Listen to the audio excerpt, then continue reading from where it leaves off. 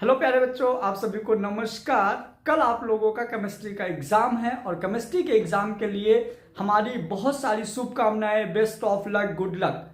और मैं आप लोगों को अभी थोड़ा सा बात करना चाहूंगा, बस 1 से 2 मिनट। अब बातें ये है कि अभी तुरंत बहुत सारे बच्चों के मैसेज आ रहे हैं कि सर हम एमसीक्यू को कैसे करेंगे, एमसीक्यू क्वेश्चन आप कैसे सॉल्व करोगे, उसके बाद जो 2 मार्क्स वाले क्वेश्चन है वो कैसे सॉल्व करोगे। तो बच्चों को सबसे ज्यादा कठिनाइयां आती हैं 1 वर्ड और 2 मार्क्स वाले क्वेश्चन में। तो देखिए, यदि हम 1 वर्ड क्वेश्चन की बात करें तो 1 वर्ड क्वेश्चन के केमिस्ट्री में जो आंसर्स हैं, तो जो आपने अभी तक थ्योरी पढ़ा है वहां से आपके 1 वर्ड वाले सॉल्व हो जाएंगे। तो यदि आपके 4 नंबर 5 नंबर वाले क्वेश्चन की अच्छी प्रिपरेशन है तो आपके 1 वर्ड वाले क्वेश्चन सॉल्व हो जाएंगे।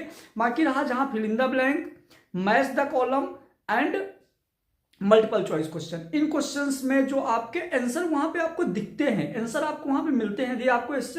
यदि आपको उस क्वेश्चन का आंसर वहां सामने दिख रहा है तो आप उसमें यदि दिमाग लगाओगे तो पक्का आपसे बनेगा, यदि आपने साल भर पढ़ाई किया है प्रॉपरली। तो यदि इसके बावजूद यदि आपके ऑब्जेक्टिव क्वेश्चंस नहीं बनते हैं तो आप उनको, तो अब बात रही देखो 2 मार्क्स वाले क्वेश्चन। तो 2 मार्क्स वाले क्वेश्चन में बेसिक क्वेश्चंस आते हैं। पेपर बहुत आसान डिजाइन होता है, जैसे वो what is molarity, ppm, mole fraction, want of factor, इस तरह से यदि इजी क्वेश्चंस आते हैं। जैसे यदि हम बात करें और भी कुछ चैप्टर्स है जिनमें से 2 मार्क्स के जो क्वेश्चंस डिजाइन होते हैं।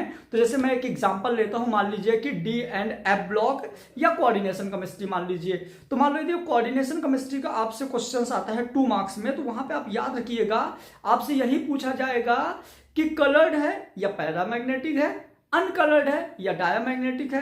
तो इस तरह के क्वेश्चंस के मल्टीपल आंसर्स होते हैं। तो जैसे इस वाले क्वेश्चंस का आपको आंसर देना पड़ेगा due to unpaired electron, unpaired electron की वजह से ऐसा है। कभी कभी क्या होता है, एसिडिक और बेसिक नेचर पूछ लेता है। तो देखो, यदि एसिडिक और बेसिक नेचर पूछता है तो आप याद रखिएगा बेस वो होता है जो आसानी से इलेक्ट्रॉन डोनेट करता है। तो जिसके पास लोन पेयर ज्यादा है या इलेक्ट्रॉन ज्यादा है वो ज्यादा बेसिक हो जाएगा। क्लियर। कभी कभी पूछा जाता है रिएक्टिव, तो याद रखिए जब भी रिएक्टिव पूछा है, रीजनिंग वाले क्वेश्चन में रिएक्टिव पूछा तो आप याद रखना जिसका ईएन ज्यादा होता है वो कम रिएक्टिव होता है। यदि आपका कभी इस तरह से रीजनिंग वाला क्वेश्चन आ गया और उसके बारे में आपको नॉलेज नहीं है तो 2-3 पॉइंट है जो आप वहां पे इंक्लूड कर सकते हो।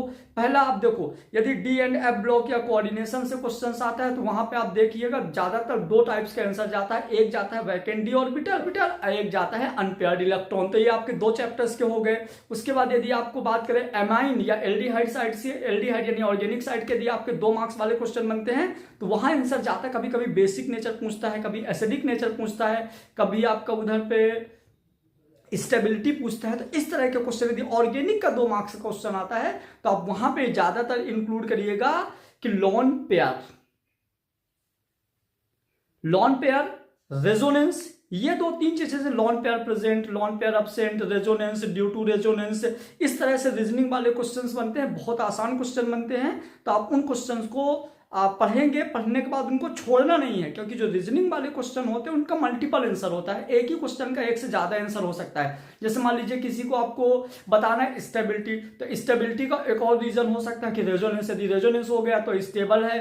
फिर उसके बाद यदि उसका ईएन ज्यादा है तो भी स्टेबल है, साइज कम है तो भी स्टेबल है। तो इस तरह के कॉन्सेप्ट्स के आपके 2 नंबर के क्वेश्चंस बनेंगे। तो आप छोड़िएगा नहीं, स्पेशली ये वीडियो 2 नंबर वाले क्वेश्चंस के लिए है। यदि आपको और भी किसी तरह की प्रॉब्लम्स हो आप मैसेज करिए, आपको हम सोल्यूशन बताएंगे। Thank you so much, again best of luck. बढ़िया से सुकून से एग्जाम दीजिए। मैं फिर से आपको बताता हूं, जो 12th एमपी बोर्ड केमिस्ट्री का एग्जाम है वो मॉडरेट आएगा, ना टफ आएगा ना आसान आएगा। पेपर मॉडरेट रहेगा। आप अपने पे भरोसा रखिए, आपसे बनेगा। Thank you so much.